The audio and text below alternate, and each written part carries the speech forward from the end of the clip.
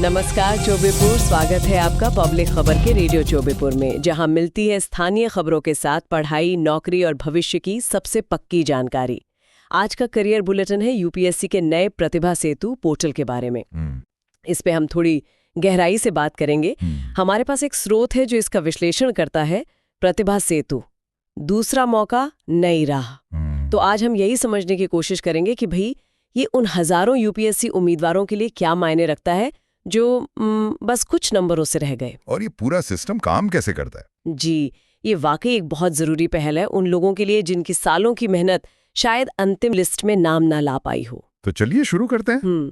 ये प्रतिभा सेतु, ये नाम ही ऐसा है जैसे कोई पुल हो। है क्या ये असल में? हाँ बिल्कुल, ये एक डिजिटल पुल ही समझिए इसे।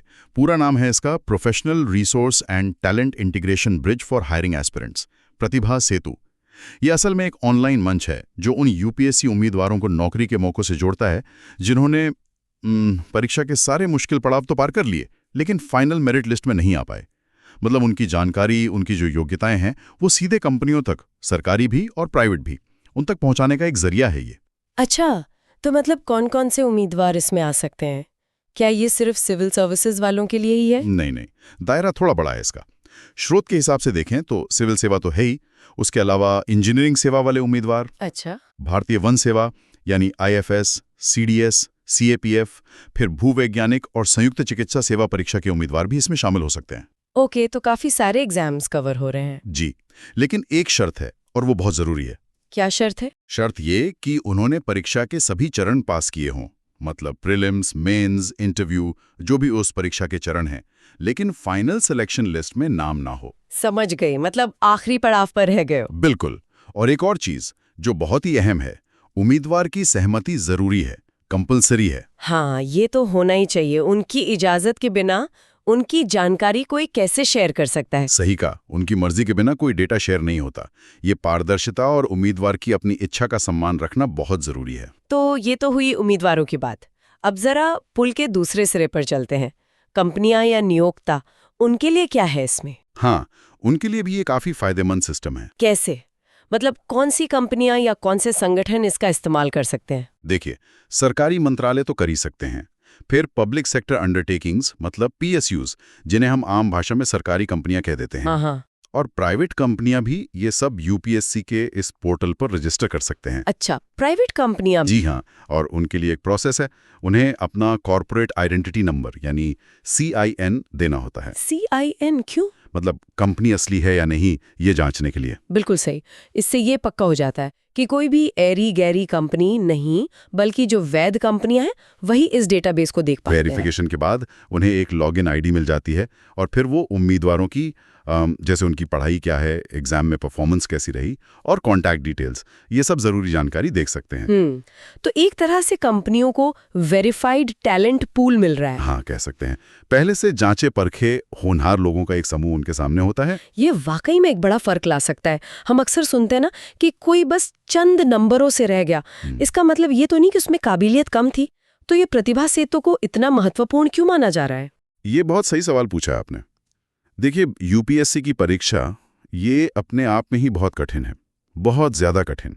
जो उम्मीदवार इसके इंटरव्यू स्टेज तक पहुंचते हैं उनमें जबरदस्त काबिलियत होती है, अनुशासन होता है, ज्ञान का भंडार होता है। प्रतिभा सेतु इसी चीज को पहचान दे रहा है। ये सिर्फ एक नौकरी दिलाने का प्लेटफॉर्म नहीं है, ये उस सोच को भी बदलता है कि सिर्फ टॉप रैंकर्स ही कामयाब हैं। ये असल में, जैसा आपने कहा, टैलेंट और ज़रूरत के बीच एक पुल बना रहा है। ये उन काबिल लोगों को वो मौके दे रहा है जो शायद पहले उनके लिए थे ही नहीं, या उन तक पहुंचना बहुत मुश्किल था। तो ये टैलेंट को वेस्ट होने से बचाने का एक तरीका है। बिल्कुल, प्रतिभा को सही जगह पहुंचाने का एक व्यवस्थित प्रयास है ये। क्या ये आइडिया एकदम नया है या पहले भी इस तरह की कोई कोशिश हुई है? नहीं, ये विचार पूरी तरह से नया नहीं है। शुरुआत में भी इसका जिक्र है। 2018 में यूपीएससी ने एक पब्लिक डिस्क्लोजर स्कीम शुरू की थी। अच्छा, हाँ, मैंने सुना था उसके बारे में। उसमें भी यही था कि जो उम्मीदवार फाइनल लिस्ट में नहीं आए, उनके स्कोर अगर वो चाहें तो सार्वजनिक किए जाते थे, ताकि दूसरी कंपनियां या संस्थानों ने देख सकें। तो प्रतिभा सेतु उसी का अगला कदम है। हाँ, कह सकते हैं कि प्रतिभा सेतु उसी दिशा में एक ज्यादा मुनज्जम, ज्यादा टेक्नोलॉजी वाला कदम है। ये सिर्फ स्कोर बताने से आगे बढ़कर एक पूरा प्लेटफॉर्म देता है जहां कंपनियां एक्टिवली उम्मीदवारों को ढूंढ सकती हैं, उनकी प्रोफाइल देख सकती हैं। और जैसा कि स्रोत में लिखा है, अभी इस पर 10,000 से ज़्यादा उम्मीदवारों की प्रोफाइल है। ये तो दिखाता है कि इसकी ज़रूरत महसूस की जा रही थी। जी हाँ, ये दिखाता है कि इसे अपनाया जा रहा है।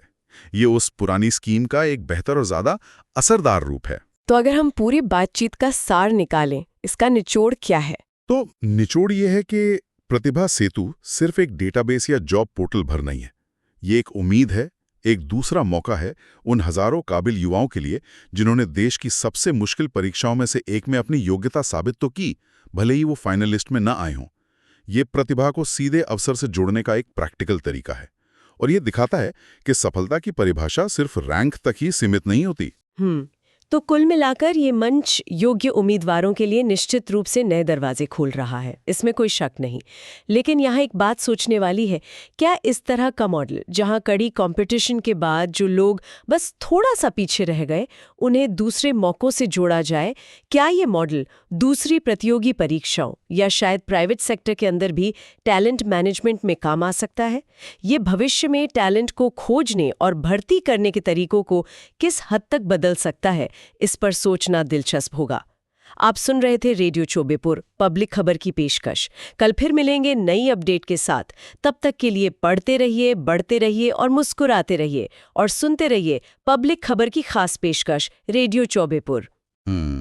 और हाँ, हमारा YouTube चैनल पब्लिक खबर जरूर सब्सक्राइब करें और Facebook पे खबरें बनारस की पेज को फॉलो करें ताकि एक भी नौकरी की खबर आपसे ना छूटे।